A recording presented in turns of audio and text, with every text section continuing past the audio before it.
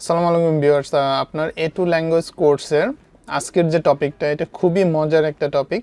আশা করি গুরুত্ব সহকারে ভিডিওটি দেখবেন, কারণ এটা অনেক ইম্পর্টেন্ট। জার্মান ভাষায় দুইটো ওয়ার্ড আছে, একটা হলো ক্যানেন আর একটা হলো বিসেন। এখন এই ক্যানেন এবং বিসেন দুইটার অর্থই সেম, দুইটার অর্থই অভিন্ন, কিন্তু এখন কোথায় আপনি ক্যানেন ইউজ করবেন, কোথায় আপনি বিসেন ইউজ করবেন এটা জানাটা খুবই জরুরি। আদারওয়াইজ আপনি স্পিকিং অথবা রাইটিং অথবা রিডিংয়ে মানে প্রপার যে অর্থটা, মিনিংফুল অর্থটা আপনি বের করে আনতে পারবেন না। সো প্রথমে আমি এখানে দেখে নিচ্ছি যে ক্যানেন মানে হলো আপনার জানা বা চেনা, আর বিসেন মানেও হলো জানা বা চেনা। এখন কখন আপনি কোনটা ইউজ করবেন, কখন ক্যানেন ইউজ করবেন, কখন বিসেন ইউজ করবেন, সো এটা নিয়েই মেইনলি ভিডিওটা, যে আপনি কখন কোনটা ইউজ করবেন। সো আপনাদের বোঝার সুবিধার্থে এখানে খুব সুন্দরভাবে এক্সপ্লেন করা হয়েছে এবং এক্সাম্পল সহ। যেমন ক্যানেনটা হলো ব্যবহৃত হয় কোনো ব্যক্তি বা কোনো জায়গার সাথে যদি আপনি পরিচিত হতে চান, সেই ক্ষেত্রে ক্যানেন ব্যবহৃত হয়। যেমন আমি যদি বাংলায় বলি যে আমি তাকে চিনি, তুমি কি তাকে চেনো, আমি তাকে চিনি না, আমি তাদেরকে চিনি, মানে তারা কি আমাকে চিনি কিনা, এই যে আপনার চেনা জানার যে বিষয়টা, মানে আপনি তাকে চিনেন, মানে কোনো পার্সন, তাদেরকে চিনেন, এই চেনা জানার বিষয় নিয়ে যদি কখনো কথা বলতে চান সেই ক্ষেত্রে ক্যানেন ইউজ করবেন, মানে ভার্বটা হবে ক্যানেন। আর যদি জায়গার ক্ষেত্রে, সাপোজ আপনি ফ্রাঙ্কফুর্ট সিটি চিনেন কিনা, আপনি ফ্রাঙ্কফুর্ট সিটি চিনেন, অথবা আপনি লন্ডন শহর চিনেন কিনা, অথবা আপনি চিনেন না, মানে এই টাইপের কথাবার্তার জন্য আপনার ক্যানেন ইউজ হয়। যেমন এখানে একটা এক্সাম্পল যদি আমরা দেখি, ইশ ক্যানে নেলসন, তার মানে আই নো নেলসন, তার মানে আমি নেলসনকে চিনি। ইশ ক্যানে নেলসন। ইশ habe in letztes Woche getroffen, তার মানে I met him last week. তার মানে দেখেন এখানে আমি তারা চিনি এবং তার সাথে আমি লাস্ট উইকে আমি মিট করেছিলাম। সো এইখানে তাহলে এই যে ক্যানেন, মানে আমি নেলসনকে চিনি, এই ক্ষেত্রে আপনি ক্যানেনটা ইউজ করবেন। আর এখানে আরেকটা এক্সাম্পল, যে বিয়ার বিস্টু ইস ক্যানে ডিসনিসড, মানে তুমি কে, আমি তোমাকে চিনি না। সো এই যে কথাটা, যে তুমি কে, আমি তোমাকে চিনি না, তার মানে পার্সন। এখানে প্রতিটা এক্সাম্পলে আমরা ক্লিয়ারলি বুঝতে পেরেছি যে এখানে পার্সনটা জড়িত। যেমন আমি থার্ড এক্সাম্পলটা যদি আমি দেখি, ক্যানস টু দি স্টাড নিডিগেন, তার মানে আপনি এই সিটিটা চিনেন কিনা। এখন এখানে আমি ঢাকা বলতে পারি, যে কোনো সিটি বলতে পারি, সো ওই স্পেসিফিক সিটিটা আপনি চিনেন কিনা, সেই ক্ষেত্রে ক্যানেন। তার মানে খুবই সহজ, একটা হলো পার্সন আর একটা হলো প্লেসের ক্ষেত্রে আপনি ক্যানেনটা ইউজ করবেন। আর এখন আমরা সেকেন্ড যেটাতে যাচ্ছি, বিসেন ব্যবহার করা হয় যে আপনি কোনো ঘটনা জানেন অথবা আপনি কোনো কিছু সম্পর্কে জানেন, যদি এই ধরনের কোনো কথাবার্তা বলতে চান জার্মান ভাষায়, সেক্ষেত্রে আপনাকে বলতে হবে বিসেন ভার্বটা ইউজ করতে হবে। যেমন নর্মালি আমরা অনেক ক্ষেত্রে বলি যে তুমি কি এটা জানো, আই ডোন্ট নো, তখন আপনি জার্মান ভাষায় বলবেন ইশ বাইস নিশ। তুমি কি জানো মিস্টার আরিফ কোথায় আছে, নো আমি জানি না।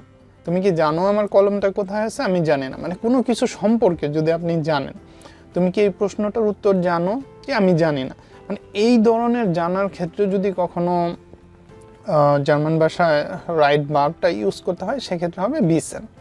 তার মানে বিসেনটা ইউজ করবেন ঠিক এই ক্ষেত্রগুলোতে। যেমন এখানে দেখেন, ইশ বাইস বান্ডু গেবরেন বিস্ট, যেমন ইশ বাইস বান্ডু গেবরেন বিস্ট, মানে আমি জানি সে কখন জন্মগ্রহণ করেছিল। তার মানে ইশ বাইস, তার মানে আমি জানি, ওই ঘটনাটা জানি অথবা ওই ডেটটা জানি। তারপর এয়ার ভাইস ডি আনবোস্ট নেক্সট, মানে সে এই প্রশ্নের উত্তরটা জানে না।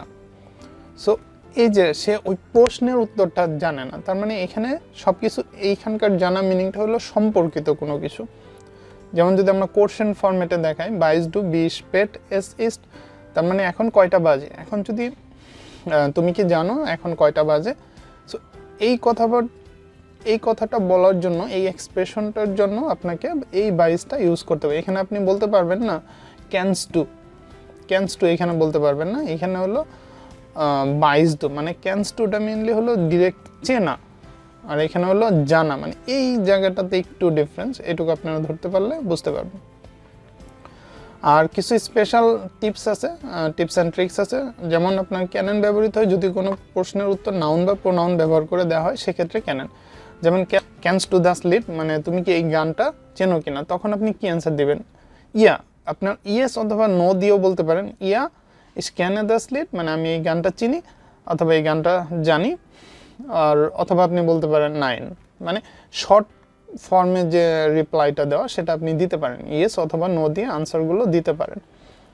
যেমন ক্যানস্ট টু দেন unterschied zwischen বিসেন und ক্যানন, মানে এই বিসেন und ক্যাননের যে পার্থক্যটা সেটা কি তুমি জানো কি না। এখন আপনি বলেন ইয়া ইস ক্যানে দেন unterschied, মানে আমি এই পার্থক্যটা জানি, অথবা অনলি ইয়েস নো বলে দিলেও আপনার হয়ে যাচ্ছে। সো এটা একটা স্পেশাল রুলস, এটা দিয়েও হয়তো আপনি ইজিলি ট্রেস আউট করতে পারবেন কোথায় ক্যানন কোথায় বিসেন হবে। আর বিসেনের ঠিক আরেকটা অ্যাডিশনাল রুলস এখানে দিয়ে দিচ্ছে, এখানেও সেম, যে ব্যবহৃত হয় যদি আপনার উত্তরটির জন্য কেবল একটি শব্দ না একটি সম্পূর্ণ বাক্যের প্রয়োজন হয়, সেক্ষেত্রে আপনার বিসেনটা ইউজ হয়। যেমন 22 টু বো ইস বনে, মানে 22 টু বো ইস বনে, মানে তুমি কি জানো আমি কোথায় বাস করি অথবা আমি কোথায় থাকি, তখন আপনি বলবেন কি ইয়া ইস 22 বো ডু বোনস, তার মানে ইয়া বো ইস 22 বো ডু বোনস, তার মানে পুরো অর্থটাই কিন্তু পুরো সেন্টেন্সটাই চলে আসলো, মানে পূর্ণ বাক্যটাই চলে আসলো, মানে আমি জানি তুমি কোথায় থাকো। বিসেনজি বান সুক কমট, বিসেনজি বান সুক কমট, তার মানে তুমি কি জানো কখন ট্রেন আসবে, তার মানে তখন আপনি কি বলবেন 9 ইস 22 নিস বান এয়ার কমট, তার মানে আমি জানি না কখন ট্রেনটা আসবে। সো মোটামুটি এতটুকুই, আমি আশা করব যে আপনারা ক্লিয়ারলি বুঝতে পেরেছেন। আর এখানে খুব সহজভাবে এক্সপ্লেন করা হয়েছে, সো আপনাদের বুঝতে কোনো সমস্যা হবে না। আর সমস্যা হলে হয়তো কমেন্টে স্পেসিফিক কোশ্চেন করতে পারেন।